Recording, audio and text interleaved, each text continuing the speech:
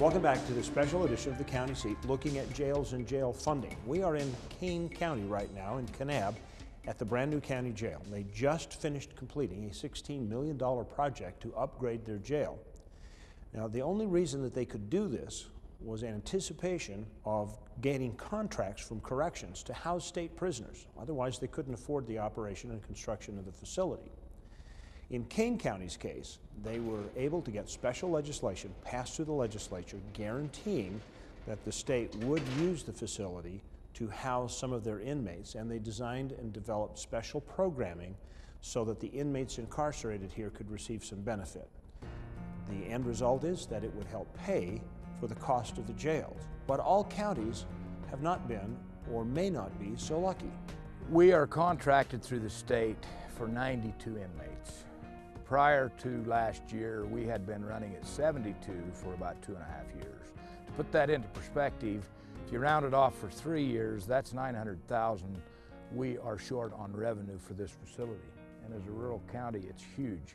Right now, there are 21 jails in the state of Utah that offer jail contracting, where they agree to house some of the state prisoners for a daily incarceration rate which is paid by the State Department of Corrections. That saves the state money over keeping them at the penitentiary, and it helps the counties at the same time. But the state doesn't fully cover the costs of the inmates the county is holding. And while the rate they pay has been workable for the counties, the gap between being in the black and being in the red is closing for the counties that offer contracting. We've been able to do that for 13 years, but that gap gets tighter and tighter every year as our costs go up and the daily incarceration rate stays the same. And we haven't had an increase in daily incarceration rate for 7 years now. It causes great concern that our rate is $45 a day when it actually should be nearer to $60 a day according to the state's obligation to us, but it's just not being funded. And so this issue, along with condition of probation inmates, which are funded to even a lesser rate, less than half of that, is a big concern in our budget. And we're hoping that the state legislature will look into this issue and will try to solve some of these funding issues going forward. We're committed to the long-term operation of these facilities, and as we manage costs year to year, there's a lot of apprehension about the current funding levels. I think everyone's cognizant of the fact that it hasn't been funded up to the 70% level, and where those funds actually do exist, if that comes to fruition and we do get more funds, then they will be funded at a higher rate. All of corrections is subject to legislative appropriation. All of our contracts are subject to legislative appropriation. So I think it's the legislature that we've got to convince that the citizens of the state of Utah are getting an excellent deal by housing state inmates in county facilities. We got a $280 million surplus. About half of that is one time, but we got education growing, we've got higher education growing. There's just a huge amount. We got Medicaid funding that's there, and when it comes down to prisoners, they're usually the last one on the list. Last year, the legislature made some changes that allowed the state to send more inmates to county facilities. Well, a year ago, Mike Noel went to bat and got an extra $5 million put into jail contracting for us. It was huge. It allowed us to have an extra roughly 20 inmates, which to this facility is about a $300,000 per year increase in revenue. This last legislative session, we were running into a crisis situation where we didn't have the bed space we needed to continue expanding on the projected growth rates for the offenders we were getting into the system. We were butting right up against maximum capacity in our system, so we went to the legislature and said, look, we've had a really beneficial program going on here with the counties through this jail contracting program.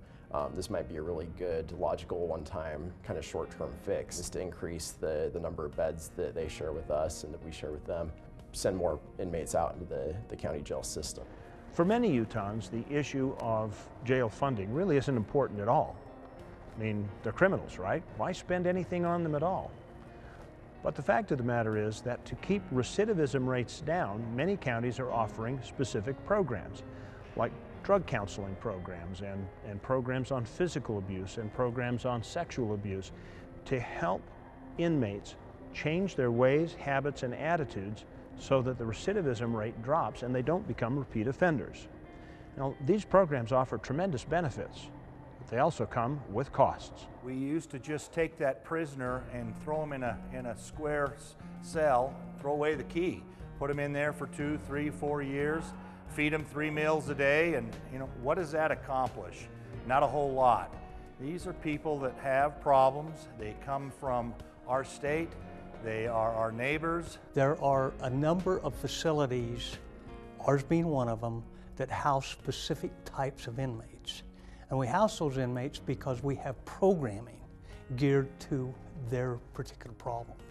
The reason for programming is to fix, the underlying issues that offenders run into on an ongoing basis. So rather than seeing the same people cycle through the system and simply warehousing them, we're actually fixing and addressing those needs.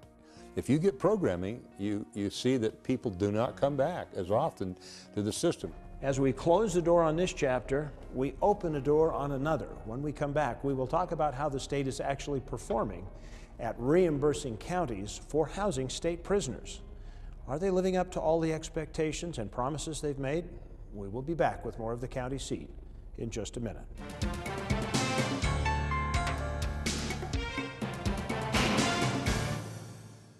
In order for there to be adventure, there must first be a land that offers it. In order for there to be discovery, there must first be something undiscovered. It's time you discovered northeastern Utah's dinosaur lands, the trails, water, beauty, and history that have been 65 million years in the making. Take your journey to a destination where adventure is only limited by your imagination. Join us in Uinta County, Undiscovered Utah. So, what brings you to town? What brings anyone to St. George? A couple rounds of golf, a little relaxation. What is that all? Is there more?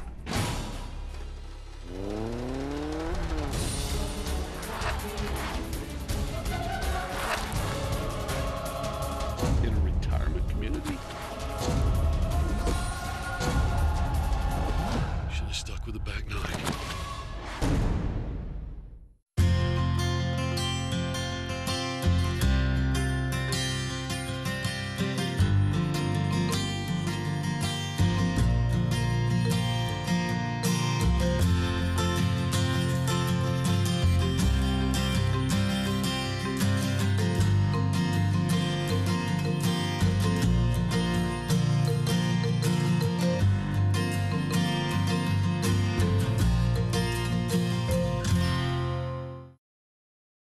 Almost 45% of the oil produced in Utah, 7.8 million barrels, comes from Duchesne County. That oil feeds our state economy, provides job growth, and supports local business. Here in Duchesne County, we're working to make Utah an economic, cultural, and technological leader. Whether you're here for business or pleasure, Duchesne County will welcome you with open arms and invite you to explore all the beauty of the Uinta Mountains. Duchesne County, close enough for business, far enough to get away.